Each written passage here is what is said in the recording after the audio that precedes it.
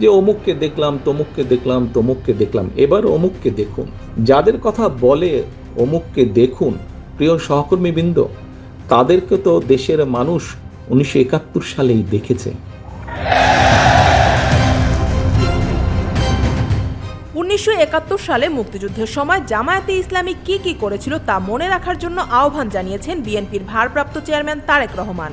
বিজয়ের মাস উপলক্ষে ঢাকার কৃষিবিদ ইনস্টিটিউশনে আয়োজিত বিএনপির এক অনুষ্ঠানে তিনি লন্ডন থেকে ভার্চুয়ালি যুক্ত হয়ে বলেন, জামায়াতকে একবার দেখে নিতে বলেন অনেকে, কিন্তু দেশের মানুষ তো তাদের 1971 সালেই দেখে ফেলেছে। কিভাবে তারা লাখ লাখ মানুষকে হত্যা করেছিল, কিভাবে তাদের সহযোদ্ধা মা বোনদের ইজ্জত লুট করেছিল, এই বিষয়গুলো ভুলে যাওয়া যাবে না।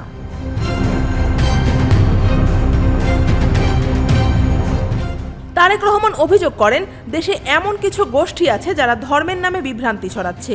একটি রাজনৈতিক দলের কিছু ব্যক্তি বা বেশ কিছু ব্যক্তি বিভিন্ন জিনিসের টিকিট বিক্রি করে বেড়াচ্ছেন। এসব দাবি ইসলামী দৃষ্টিকোণ থেকে শিরক বলেই মন্তব্য করেন তিনি।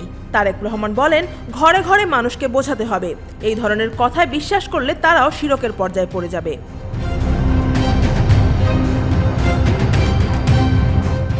তিনি আরও বলেন, সামনে কঠিন সময় আসছে, বিভিন্ন জায়গায় নানা রকম ষড়যন্ত্র চলছে। এই ষড়যন্ত্র রুখে দিতে পারে শুধু জনগণ, আর জনগণকে সঙ্গে রাখতে পারে বিএনপি। আর গণতন্ত্রই এসব মোকাবিলার একমাত্র পথ। দুর্নীতি ও আইন শৃঙ্খলা পরিস্থিতিকে দেশের সবচেয়ে বড় সংকট উল্লেখ করে তারেক রহমান বলেন, জনগণের ভোটে ক্ষমতায় গেলে বিএনপি যে কোনো মূল্যে দুর্নীতির লাগাম টেনে ধরবে।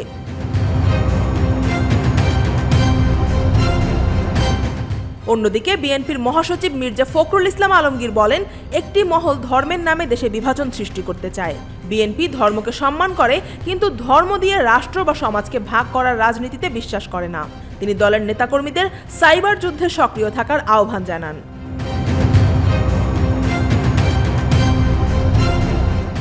অনুষ্ঠানে ছাত্রদলের জেলা পর্যায়ের হাজারেরও বেশি নেতা অংশ নেন।